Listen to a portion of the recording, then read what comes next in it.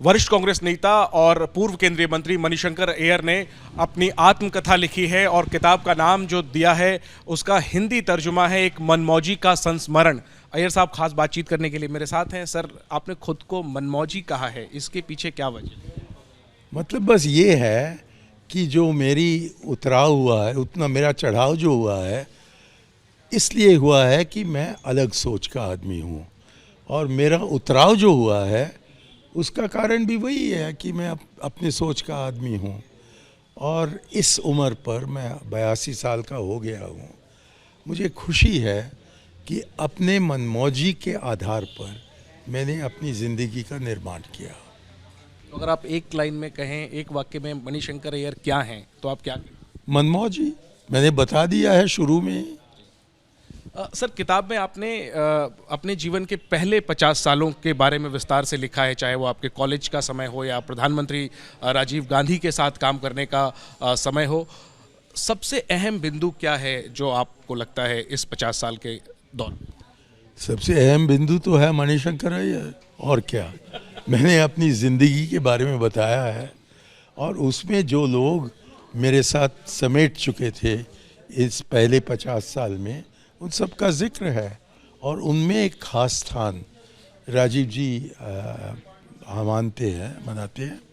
और इसलिए मैंने राजीव, पहले शायद 200 पृष्ठ में आपको उनका नाम ही नहीं मिलेगा, और फिर अंत में हाँ उनका नाम मिलेगा, क्योंकि मैं उनके साथ एक अफसर के नाते प्रधानमंत्री कार्यालय में मैंने काम किया। सर, राजीव गांधी के बारे में आप कहते हैं कि उन्होंने देश को ऊपर रखा पार्टी के हितों से, जिस तरीके के उनकी मिसाल है, वो सब इस किताब में एक हद तक है। लेकिन मेरा जो अगला किताब है वो राजीव जी के बारे में ही है। उसका अंग्रेज़ी का नाम है the Rajiv I knew and why he was India's most misunderstood prime minister. तो जितने भी सवाल आपके मन में हैं, ज़रा सब्र कीजिएगा, और जबकि वो किताब निकलता है तब आकर मुझे तंग कीजिए। दिलचस्पी इस बात को जानने में है कि इस किताब में आप लिखते हैं कि जब राजीव जी के बारे में ऐलान हुआ कि वो प्रधानमंत्री बनेंगे, तब आपको हैरानी हुई और परेशानी भी हुई। इसकी क्या वजह? क्योंकि उनके बारे में मैं कुछ नहीं जानता था, सिवाय ये कि वो इंडियन एयरलाइंस के पायलट हैं। तो मैंने सोचा कि एक एयरलाइंस पायलट इस महान देश को कैसे संभालेगा। और फिर आगे जाकर मैंने देखा कि बहुत ही अच्छे तरीके से उन्होंने इस देश को संभाला। लेकिन उनकी कुछ कमियां भी रहीं, उसकी तरफ भी आप इशारा करते हैं। सिख दंगों को लेकर के आपने कहा कि उन्हें माफ़ी मांगनी चाहिए थी। हाँ, मैंने उसमें कहा है। और ये न भूलिए कि आप जो सिख दंगे कहते हैं उसका अंग्रेज़ी तर्जुमा होगा सिख रायट्स। सिख विरोधी। बट इट वाज सिख विरोधी riots. But it was not a riot, it was a pogrom. The Sikhs were not retaliating. It was others who were attacking the Sikhs. जवाबदेही राजीव गांधी की। मैंने तो इसका मतलब बनता है कि आप किताब नहीं पढ़े। मैंने बता दिया है कि उनकी जिम्मेदारी, जबकि ये सब शुरू हुआ, ये दंगे फसाद, तो तब उन्होंने सोचा कि क्योंकि इंदिरा जी के सबसे वरिष्ठ मंत्री नरसिम्हा राव जी गृह मंत्री थे और एक वरिष्ठ ICS अफसर SL खुराना थे, कि ये दो लोग मिलकर मामले का हल निकालेंगे। लेकिन जबकि उन्होंने देखा कि इनका बस का काम नहीं है, तो खुद एक गाड़ी में चढ़कर अर्धरात्रि में, तकरीबन रात के 2 बजे, वो सारे जगह गए जहाँ की सिखों का कत्लेआम हुआ था। और फिर विषय को अपने हाथ में लेकर आर्मी को यहाँ बुलाकर मेरठ से, तो तब उन्होंने स्थिति को सामान्य बनाया।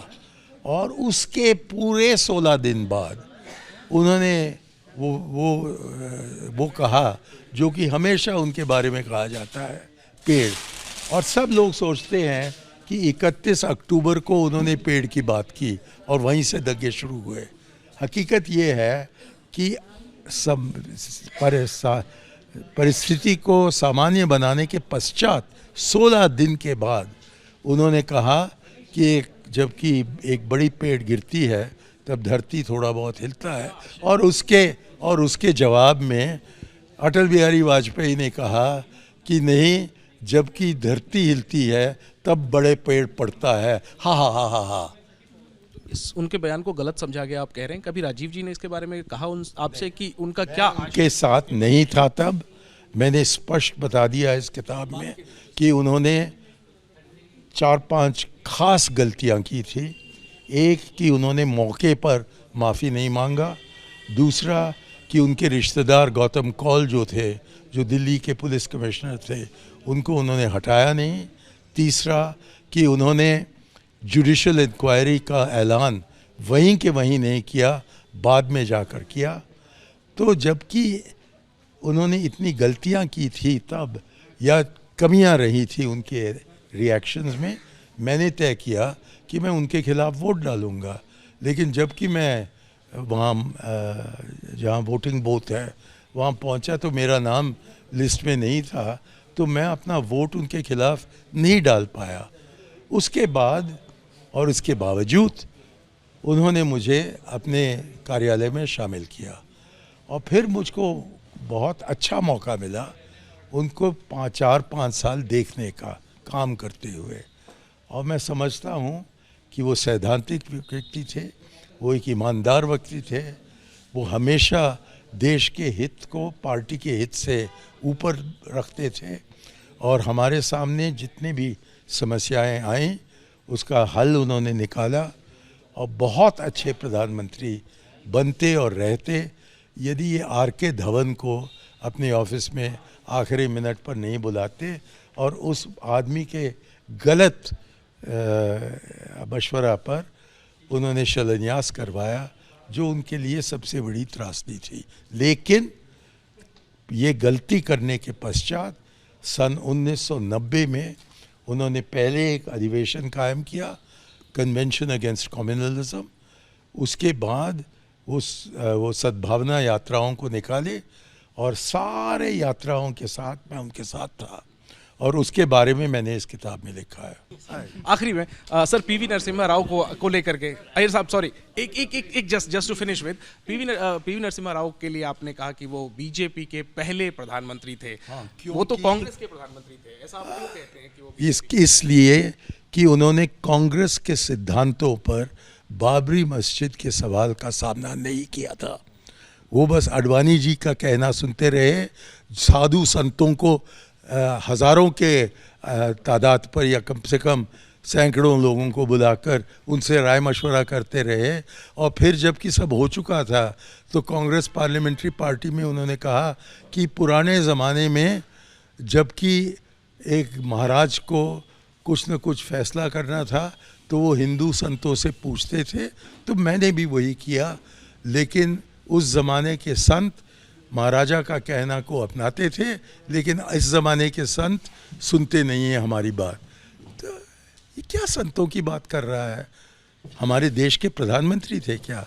बीजेपी के होते तो संतों की बात ही करते, लेकिन हमारी पार्टी के होते हुए ऐसा करना और उन्हीं के नेतृत्व में बाबरी मस्जिद को बर्बाद किया गया, सेक्युलरिज्म को बर्बाद किया गया और दरवाज़ा खुला गया कि ये सरकार, मौजूदा सरकार, इस देश को राज